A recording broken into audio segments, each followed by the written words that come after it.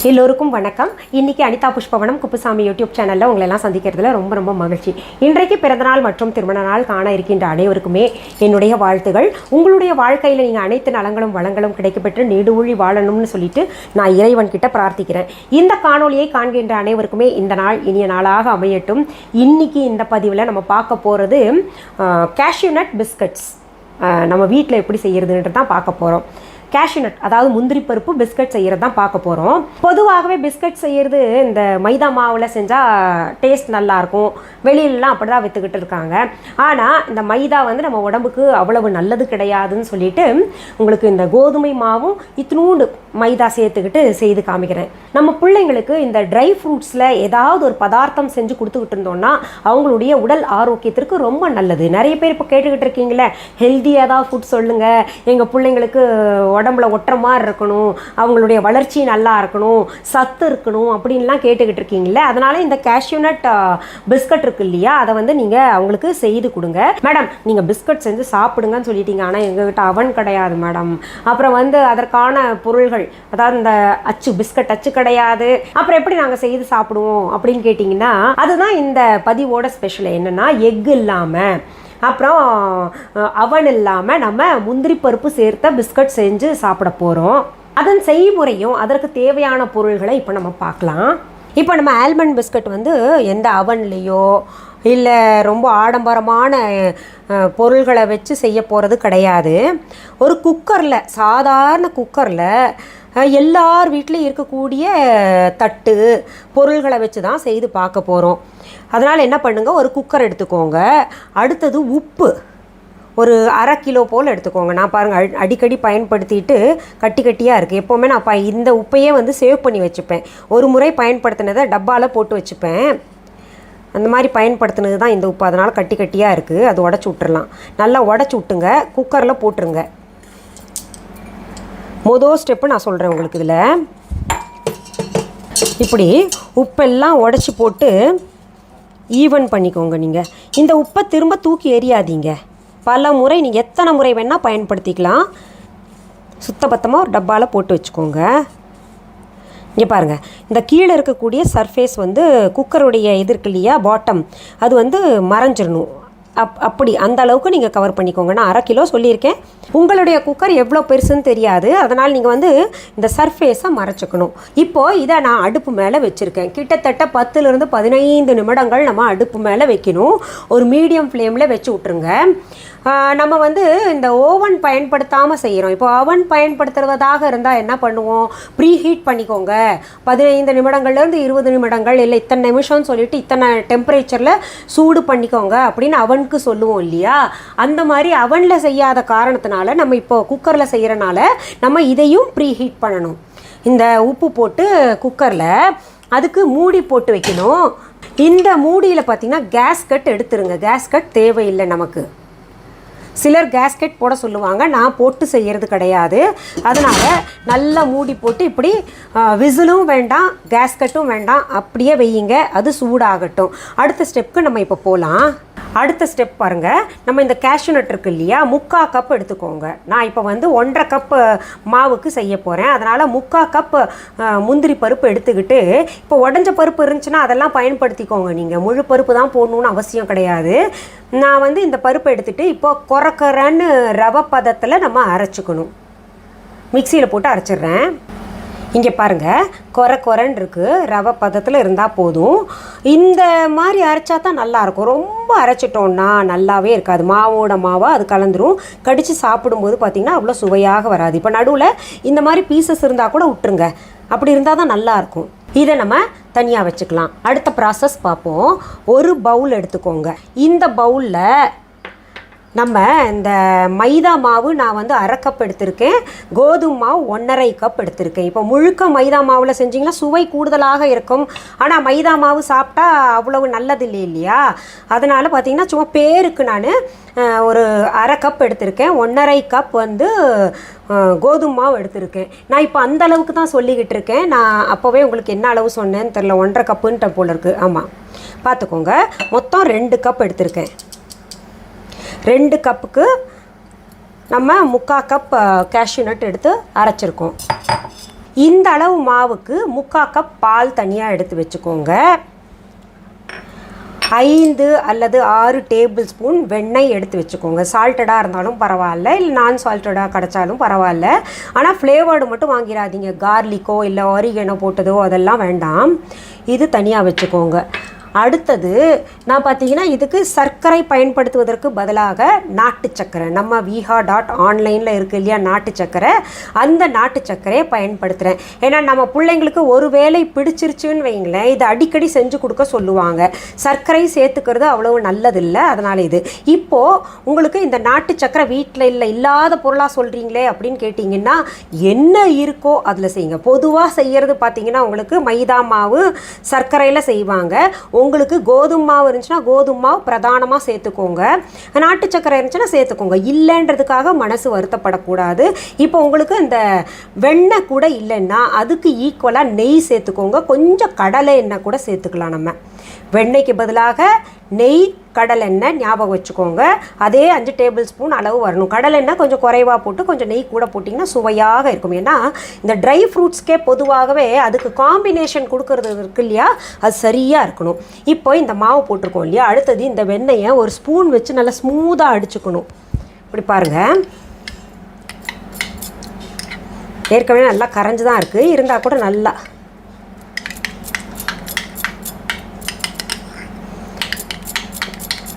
இப்படி அடித்தோன்னா கொஞ்சம் க்ரீமி ஆயிரும். இப்படி அடிச்சுக்கோங்க.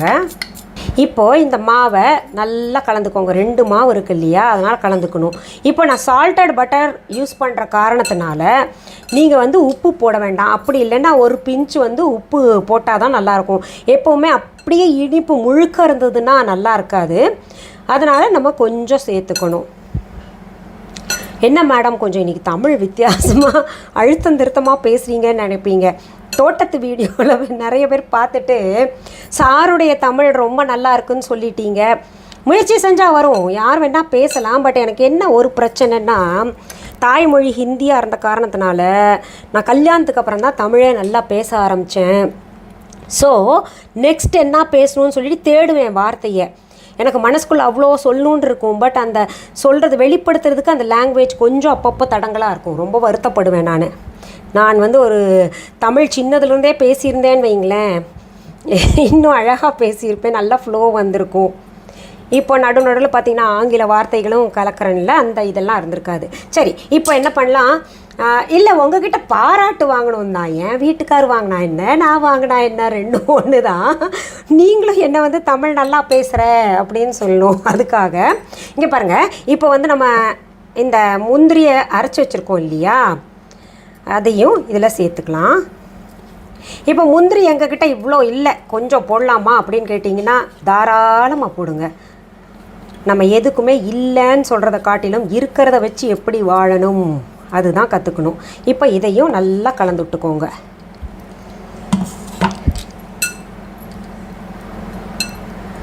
அடுத்தது நம்ம இந்த நாட்டு சர்க்கரையை சேர்க்குறோம். இப்போது நான் கொஞ்சம் நாட்டு சர்க்கரையை கம்மியாக சேர்க்க போகிறேன். ஏன்னா என் பசங்க இருக்காங்களே, இனிப்புனாலே அப்படியே உடம்பெல்லாம் சிலிர்க்கும், அவங்களுக்கு வேணாம்பாங்க. இப்போ நான் ஒருத்தி தான் இனிப்பு பிரியை. நிறைய இனிப்பு சாப்பிடுவேன். காலையில் எழுந்தால் சாப்பிடுவேன், மத்தியானம் சாப்பாட்டுக்கு பிறகு சாப்பிடுவேன், இரவும் சாப்பிடுவேன். மேடம் இவ்வளோ சாப்பிட்றீங்களே, உங்களுக்கு திகட்டலையா, இல்லை ஒன்றும் ஆகாதா அப்படின்னு கேட்டிங்கன்னா ஒரு உண்மையை தெரிஞ்சுக்கோங்க. நம்ம ஆன்செஸ்டர்ஸ் எது சாப்பிட்டு பழகினாங்களோ, அந்த நம்ம எந்த உணவை அதிகமாக பழக்கப்படுத்திக்கிறீங்களோ, நம்ம முன்னோர்கள் ரத்தத்தில் எது அதிகமாக இருந்துச்சோ அது சாப்பிட்டோன்னா நமக்கு எதுவும் ஆகாது. இப்போ பார்த்திங்கன்னா நார்த் இண்டியன்ஸ் ஸ்வீட் இல்லாமல் இருக்க மாட்டாங்க. அவங்க காலையில் எழுந்தால் ஸ்வீட் சாப்பிட்டுக்கிட்டே எதனா பால் குடிக்கிறதோ, இல்லை இந்த டீ குடிக்கிறது, டீ கூட ஜிலேபி சாப்பிட்றது, இந்த மாதிரிலாம் இருக்குது. நான் அந்த மாதிரி இல்லை. பட் நான் ரொம்ப ஸ்வீட் சாப்பிடுவேன். காலையில் டிஃபன் ஒரு டீ குடிக்கணுன்னா கூட அது கூட சால்ட் இருக்கணும். சால்ட்டும் ஸ்வீட்டும் மிக்ஸ் பண்ணி சாப்பிட்ற பழக்கம் ஆயிடுச்சு. அதனால் எனக்கு இது வரைக்கும் சுகர் கம்ப்ளைண்ட் கிடையாது. ஆனால் நான் சாப்பிட்றேனே, என்ன 4 பேருக்கு உதாரணமாக இருக்கக்கூடிய உங்களே சாப்பிட்றாங்க அப்படின்னு நினச்சி நீங்கள் சாப்பிட்றாதீங்க. பிகாஸ் எங்களுடைய முன்னோர்கள் பிளட்டில் அது இருக்குது. நிறைய சாப்பிட்டு பழகிட்டாங்க. அவங்க பொதுவாகவே எங்கள் தாத்தா பாட்டி அம்மா அப்பா எல்லாம் என்ன பண்ணுவாங்க, எங்கள் கூட போகிறவங்க எல்லாருமே ஸ்வீட் பக்கத்தில் வச்சுப்பாங்க. ஒரு லஞ்ச் முடிஞ்சோடனே ஸ்வீட்டு, டின்னர் முடிஞ்ச உடனே ஸ்வீட்டு, இந்த மாதிரி எல்லாமே பழகிட்டோம் நாங்கள். அதே பழக்கம் இருக்குல்ல எனக்கு, சின்ன வயசில் என்ன சாப்பிட்றோமோ அதுதான். இப்போ பாருங்கள், இதை வந்து முட்டை போடாமல் நான் செய்கிறேன். எனக்கு முட்டை சாப்பிட்டு பழக்கம் கிடையாது. அதனால் சின்ன வயசுலேருந்து அது சாப்பிட்டு பழக்கம் இல்லாத காரணத்தில் நடுவில் நம்மளால் சேர்த்துக்க முடியாது, அது ஒத்துக்காது. இப்போது அது சின்ன வயசில் என்ன சாப்பிட்டு பழகுறோமோ இப்போ இது அது சாப்பிட்டு பழகினவங்களுக்கு அது இல்லாமல் இருக்க முடியாது. அந்த மாதிரி நிறைய வித்தியாசங்கள் இருக்குது. இப்போ பாருங்கள், இதில் நம்ம பால் சேர்த்துக்கலாம். இப்போது நான் உங்களுக்கு இவ்வளோ பேசி செய்கிறது அந்த கட்டியெல்லாம் இல்லாமல் கரைச்சி விடுறதுக்காக அவ்வளோ பேச வேண்டியது இருக்குது. இங்கே பாருங்கள் அம்மா பல்லவி, கொஞ்சம் இந்த பட்டர் போடு பார்ப்போம். என் கை இதாகிடுச்சுட்டுமா. போடு போடு போடு போடு, பட்டர் தானே. நல்லா டக்குன்னு சாப்பிட வேண்டியது. நோ டயட், சாப்பிடு வேலை செய். போடு போடு போடு. நீ பயப்படாத டாக்டர், நாம் என்ன மருந்து தர்றேன் உனக்கு.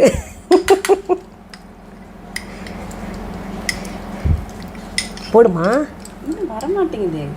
சரி, அது வச்சிரு. அது நம்ம வந்து அந்த இதில் பிளேட்டில் பூசுறதுக்கு வேணும். ஆமாம், க்ரீசிங்க்கு வச்சுக்கிறேன். ஓகே, போ போ போ, செஞ்சுட்டு கூப்பிட்றேன் நான். ஓகே ரோமியோ, சத்தம் போடாதே. இப்போ பாருங்கள், நமக்கு வந்து இது போரலை. கொஞ்சம் இன்னும் இது பாலோ இல்லை ஏதாவது தெளித்து மாவு பிசைஞ்சால் சரியாக இருக்கும் இல்லையா? இல்லை, முழுக்க நான் பிசைஞ்சு பார்க்குறேன். சப்பாத்தி மாவு என்ன பதத்தில் பிசையணுமோ அந்த பதத்தில் தான் இது பிசையணும்.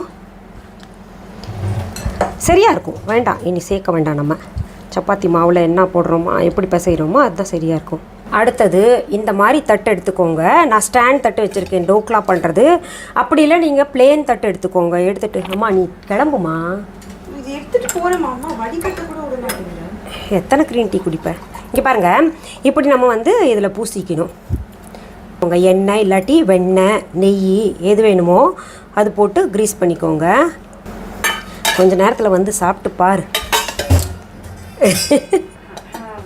என்ன வாசனை வந்து. இப்போது இப்படியெல்லாம் நல்லா பூசிக்கோங்க எல்லா தட்டுலேயும். இப்படி என்கிட்ட 4 டோக்லா தட்டு இருந்துச்சு ஸ்டாண்டு, அதில் நான் பூசிட்டேன்.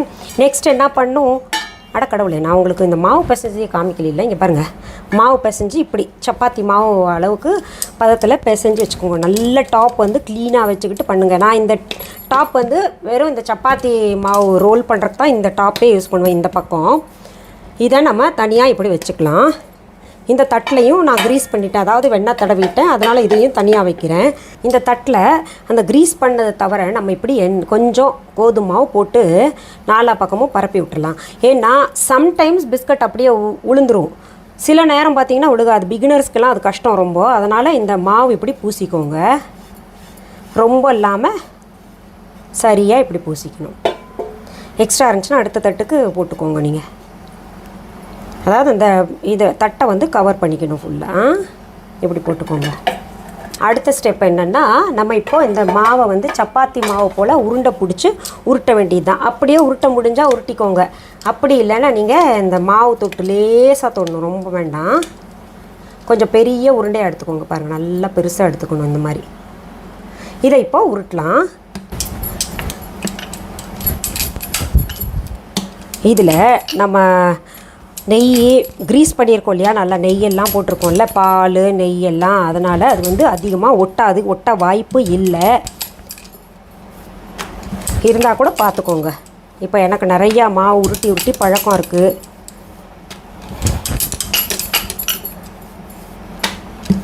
இப்போது ஒரு சிலர் திரும்ப திரும்ப கேட்டுட்ருக்கீங்க, இந்த கையில் வெள்ளை வளையல் என்ன போட்டிருக்கீங்க, கருப்பு என்னன்னு.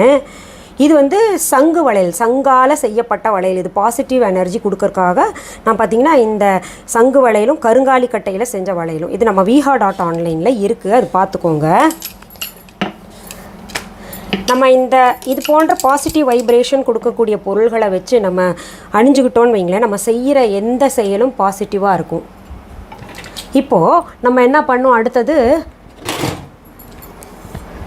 இதை வெட்டிக்கலாம். இந்த கார்னரை மட்டும் எடுத்துக்கோங்க, நமக்கு ஸ்கொயராக அழகாக வரணும். அதனால் இந்த கார்னர் மட்டும் விட்டுருங்க. எவ்வளோ பெருசு வேணுமோ பிஸ்கட் அந்த மாதிரி வெட்டிக்கோங்க.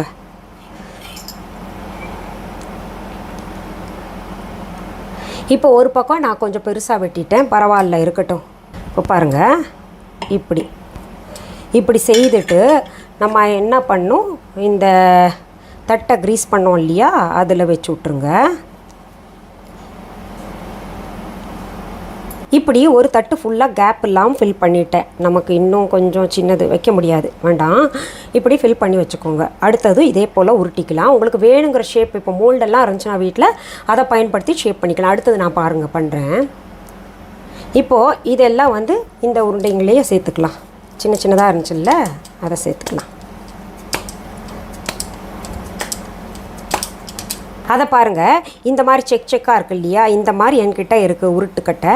அதை வச்சு நான் இப்போ உருட்டுறேன். சும்மா இந்த பிள்ளைங்களுக்கு என்ன சாப்பிட்டா எல்லாம் ஒரே டேஸ்ட் தாங்க வரப்போகுது, நம்ம பிள்ளைங்க சந்தோஷப்படட்டுமேன்னு சொல்லிட்டு விதவிதமாக நம்ம வாங்கி வச்சுக்கிறது தான். இப்போது இதை உருட்டுறேன்.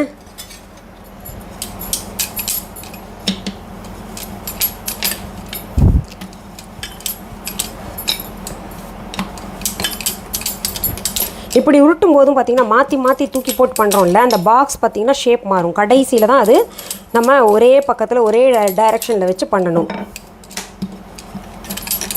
இப்போ நம்ம இப்படி உருட்டிட்டோம் இல்லையா, ஒரே ஷேப்பில் வரணும்னு என்ன பண்ணுவோம், இது அப்படியே இப்படி கொண்டு வந்துடணும், அவ்வளோதான். இப்போ லைட்டாக பாக்ஸாக ஒரே பக்கத்தில் ஒரே டைரெக்ஷனில் வந்திருக்குல்ல, அந்த மாதிரி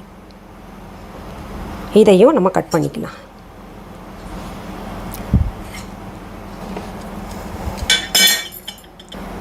இப்போது இதையும் நான் ஃபில் பண்ணிட்டேன். அடுத்தது நான் மோல்டு என்கிட்ட இருக்குது, அந்த மோல்டை வச்சு செஞ்சு காமிக்கிறேன்.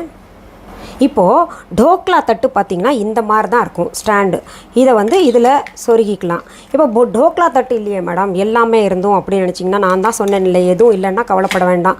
நான் அதுக்கும் உங்களுக்கு சொல்கிறேன், சாதாரண தட்டு இருக்குது இல்லையா, அந்த தட்டை வச்சுக்கோங்க. சரி, அந்த இதெல்லாம் உங்களுக்கு இந்த குக்கரில் தான் வைக்கணுமா அப்படின்னு கேட்டிங்கன்னா, இட்லி பானையில் கூட நீங்கள் வைக்கலாம். இட்லி பானையில் வைக்கும்போது என்ன பண்ணணும் உங்களுக்கு சொல்கிறேன். இப்போது இட்லி பானையில் வைக்கிறீங்கன்னு வைங்களேன், அதில் நம்ம இட்லி பானையில் நல்லா உப்பு போட்டுக்கணும். கீழே போட்டு அது மேலே இந்த மாதிரி ஒரு கிண்ணம் இப்படியே நேராக வைங்க. வச்சுட்டு இப்போது சாதாரண தட்டு காமிக்கிறேன் பாருங்கள், அதில் கூட நீங்கள் பிஸ்கட் வச்சுட்டு வைக்கலாம். இல்லை இட்லி தட்டுலேயே வைங்க, அது இன்னும் நல்லது. இட்லி தட்டில் கூட வைக்கலாம். நம்ம அது உப்பு போடுறதுனால ஆவி தண்ணி வராது. இப்போ அடுத்தது பாருங்கள், என்கிட்ட குட்டி குட்டியாக மோல்டு வச்சுருக்கேன், பிஸ்கட் மோல்ட்ஸு.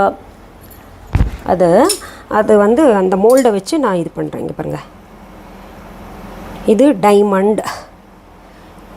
மேடம் வெட்டி அப்படியே செய்ய வேண்டியதானே, எதுக்கு இது போய் இவ்வளோ மெனக்கிடணுமா அப்படின்னு கேட்டிங்கன்னா, சும்மா பிள்ளைங்களை சந்தோஷப்படுத்துறதுக்கு இந்த மாதிரி பண்ணிக்க வேண்டியதான் நம்ம.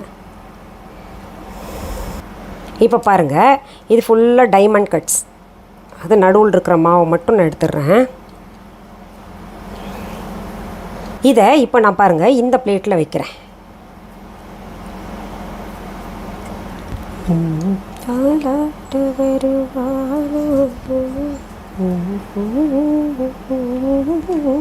இங்கே பாருங்கள், இப்படி நம்ம பண்ணிடுறோம். டைமண்ட் கட்டே ஒரு பிளேட் ஃபுல்லாக பண்ணிவிட்டு மறுபடியும் நான் போடுறேன். அதாவது இந்த டைமண்ட் கட் ஃபஸ்ட்டு உருட்டினேன்ல, அதுலேயே இடம் இருந்துச்சு. இப்போது இதுலேயே மறுபடியும் ஃபில் பண்ணிக்கிறேன்.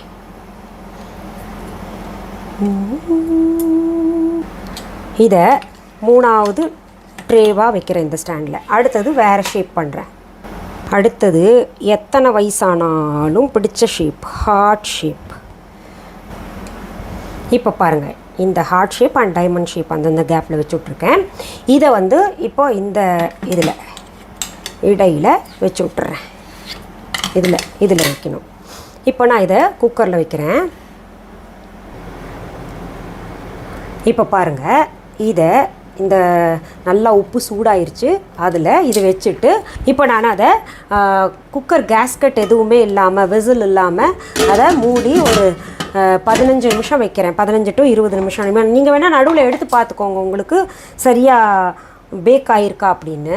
இப்போ பாருங்கள், நம்ம குக்கரில் வச்சுருந்தோம் இல்லையா பிஸ்கட், அது எனக்கு அந்த 4 பிளேட்டு பத்தலை. திரும்ப எடுத்தேன். 2வது பேட்ச் போட்டு எடுத்தேன். அதில் பாதி நம்ம பிள்ளைங்க எடுத்துகிட்டு போயிட்டாங்க. மீதம் இருக்கிறத உங்களுக்கு இப்போ காமிச்சிக்கிட்டு இருக்கேன். இது கொஞ்சம் நேரம் எடுக்கும். அந்த ஏன்னா மிதமான ஒரு தீ, நம்ம ஆரம்பத்தில் என்ன டெம்பரேச்சரில் வைக்கிறோமோ குக்கருக்கு அதே டெம்பரேச்சர் தான் கடைசி வரைக்கும் மெயின்டைன் பண்ணணும். கொஞ்சம் தீரமாக இருந்துச்சுன்னா குறைச்சிக்கோங்க. இதில் இப்போ இந்த கீழ்த்து பிளேட்டும் மேல்த்து பிளேட்டும்ல கொஞ்சம் அதிகமாக தீப்படும் இல்லையா, அதனால் பார்த்திங்கன்னா கொஞ்சம் டார்க்காக வந்திருக்கு பாருங்கள். அந்த இதெல்லாம் பார்த்திங்கன்னா உங்களுக்கு நடுவில் இருக்கக்கூடிய பிளேட்ஸ். இதில் நடுவில் இங்கே பாருங்கள், இதெல்லாம் கொஞ்சம் டார்க்காக இருக்குது இல்லையா, இதெல்லாம் வந்து உங்களுக்கு இந்த கீழே இருக்கக்கூடிய பிளேட்டு, அப்புறம் மேலே இருக்கக்கூடிய பிளேட்டு. இந்த பிஸ்கட் செய்யும்போது உங்களுக்கு அந்த அவன் இருந்துச்சுன்னா அவனில் செய்யுங்க, இன்னும் பிரமாதமாக வரும். அப்படி இல்லைன்னா குக்கரில் வைங்க. இப்போ குக்கரில் வைக்கும்போது குக்கருக்குன்னு தட்டெல்லாம் வச்சுருப்பாங்க தனியாக, அதிலெல்லாம் கூட வச்சு செய்யலாம். இது நமக்கு குக்கரில் கிட்டத்தட்ட ஒரு 30 minutes ஆகும் பேக் ஆகிறதுக்கு ஒரு பேட்ச் போட்டால். நமக்கு அவனில் கூட அதே டைம் தான் எடுக்கும். கொஞ்சம் பொறுமையாக செஞ்சு வச்சுக்கணும். கொஞ்சம் நிறையாவே செஞ்சு வச்சுக்கிட்டோன்னு வைங்களேன், பிள்ளைங்க கேட்கும்போது இது சத்தானது இல்லையா, கேஷ்யூ நட்டெல்லாம் இருக்குது, ரொம்ப நல்லாயிருக்கும். ஆயில் கிடையாது முக்கியமாக, நம்ம அந்த பிசைறதில் என்ன போடுறோமோ அதுதான். இப்போ மற்றதெல்லாம் பார்த்திங்கன்னா டீப் ஃப்ரை பண்ணுவாங்க. அப்படி டீப் ஃப்ரை பண்ணோன்னா நமக்கு நிறைய ஆயில் எடுக்கும். இப்போ பாருங்கள், நல்லா சத்தம் வருது பார்த்திங்களா. இது வந்து நம்ம கீழே மாவு பூசணும் இல்லையா, அது பாருங்கள், எல்லா பிஸ்கட்டும் நல்லா சத்தம் வரும். நல்லா மொறுன்னு இருக்கும், உடம்புக்கும் நல்லது. இதை நீங்கள் செய்துட்டு எனக்கு கமெண்ட் பாக்ஸில் கமெண்ட் பண்ணுங்கள். இப்போது நான் ஒன்றே வாயில் போட்டு காமிக்கிறேன் பாருங்கள். நல்லா மொறுன்னு சத்தம் வரும். சத்தம் கேட்கும்னு நினைக்கிறேன். நல்லா சத்தம் வருது பாருங்கள். இதை இப்போது நான் ஏர்டைட் பாக்ஸில் போட்டு வச்சுக்கிறேன். அவன் இல்லாமல் எக்கு இல்லாமல் நம்ம வந்து பிஸ்கட் செஞ்சு பார்த்தோம் இல்லையா, ரொம்ப பிரமாதமாக இருக்கும். நான் இங்கே செய்கிறதுல பாதிக்கு மேலே எடுத்துகிட்டு போயிட்டாங்க, சாப்பிட்டு முடிச்சிட்டாங்க. சரி, நீங்கள் இந்த பிஸ்கட்டை செஞ்சு பார்த்துக்கிட்டு எப்படி இருக்குன்னு சொல்லிட்டு உங்களுடைய கருத்துக்களை வந்து இந்த கமெண்ட்ஸில் பதிவு செய்யுங்க. மீண்டும் அடுத்த பதிவில் வேற ஒரு நல்ல தலைப்போடு உங்களெல்லாம் சீக்கிரத்தில் சந்திக்கிறேன். அது வரைக்கும் நன்றி, வணக்கம். அன்பான வாடிக்கையாளர்களே, உங்கள் விஹா ஸ்டோரில் பூஜை பொருட்கள், சிலைகள், ராசிக்கற்கள், வாஸ்து பொருட்கள், விதைகள், பாரம்பரிய அரிசி வகைகள், சிறுதானியங்கள், ஆர்கானிக் பொருட்கள், மூலிகை எண்ணெய், மளிகை பொருட்கள், மரச்செக்கு எண்ணெய், மரப்பொருட்கள், வெள்ளி ஆபரணங்கள், கிஃப்ட் ஆர்டிகல்ஸ், காட்டன் மற்றும் பட்டு புடவைகள், காட்டன் சுடிதார்கள், பட்டு பாவாடை, குழந்தைகளுக்கான விளையாட்டு பொருட்கள், ஹை குவாலிட்டி இமிடேஷன் நகைகள், வீட்டு உபயோக பொருட்கள், ஜூட் பேக்ஸ், ஹேண்ட்மேட் சோப்ஸ், அழகு சாதன பொருட்கள், சிறுதானிய பிஸ்கெட்டுகள், ஹோம் அப்ளையன்சஸ், இன்னும் பற்பல பொருட்கள் விற்பனைக்குள்ளது. விஹா ப்ராடக்ட்களை நீங்கள் வாங்க விரும்பினால் அது எங்களுடைய viha.online வெப்சைட் மற்றும் சென்னை ராஜா அண்ணாமலைபுரத்தில் உள்ள எங்கள் விஹா ஸ்டோரில் மட்டுமே கிடைக்கும் என்பதை தெரிவித்துக் கொள்கிறோம். வேறு எந்த ஆன்லைன் வெப்சைட்களிலும் விஹா ப்ராடக்ட்கள் விற்பனைக்கு கிடையாது என்பதை நீங்கள் கவனத்தில் கொள்ள வேண்டும். எங்கள் விஹா ஸ்டோரின் விலாசத்தை கண்டறிய கூகுள் மேப்ஸில் விஹா ஸ்டோர் என்று டைப் செய்தால் வழியை கண்டறியலாம். www.viha.online வெப்சைட்டிலும் விஹா ஸ்டோரின் அட்ரஸ் உள்ளது.